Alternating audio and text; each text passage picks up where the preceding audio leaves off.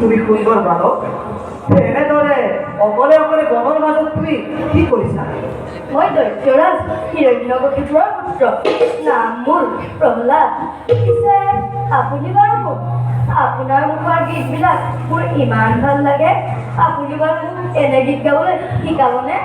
নাৰায়ণ নাৰায়ণ বাছা প্ৰহ্লাদ গীত গাই গাই ঘূৰি ফুৰে আমাৰ দৰে সন্যাসী ফকীৰে। পিছে তুমি হলা দৈত্যপতি হিৰণ্যকশিপুৰৰ পুত্ৰ, তোমাক আকৌ হৰিনামৰ আৱশ্যক কিয় আছে?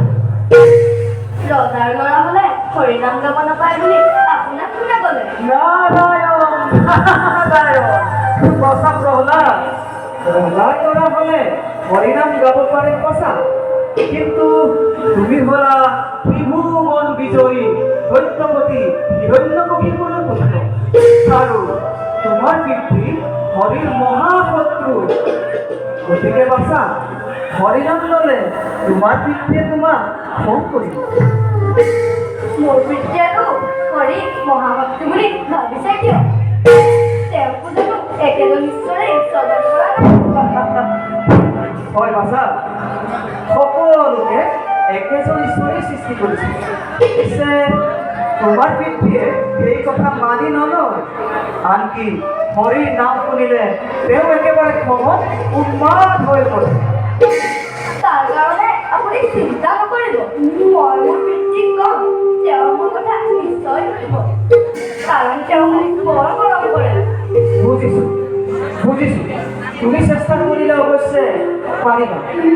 বাৰু এতিয়া আমি যাওঁ ব'লা। খুব সৰোবৰৰ পাৰলৈকে যাওঁ, তাতেই মই তোমাক ২-৪টা হৰিকীৰ্তন শুনাম। আপুনি বাৰু মোৰ আইক চিনি পায়নে? সেই কথা কিয় সুধিলা বাছা? কাৰণ যেতিয়া মই পাত্ৰীৰ গৰ্ভত আছিলোঁ তেতিয়া মই আপোনাৰ এই পুৰণা গীত আৰু হীৰৰ দৰকাৰ শুনিছিলোঁ। বাছা প্ৰহ্লাদ মই দেখে দেখে ভ্ৰমি ফুৰা সন্যাসী ফকীৰ, কেতিয়াবা হয়তো ক'ৰবাত শুনিবও পাৰা। বাৰু ব'লা তেতিয়া পলম নকৰোঁ, মই তোমাক ২-৪টা হৰিকীৰ্তন শিকাম। মই গাই যাম, তুমি মোৰ লগে লগে যাবা। হ'বনে বাছা?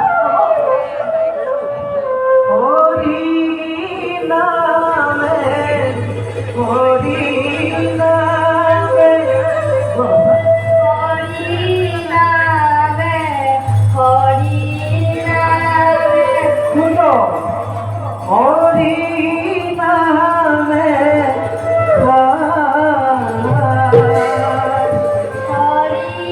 নামে হৰি নামে কৰি আছে জগত উদ্ধাৰ। হৰি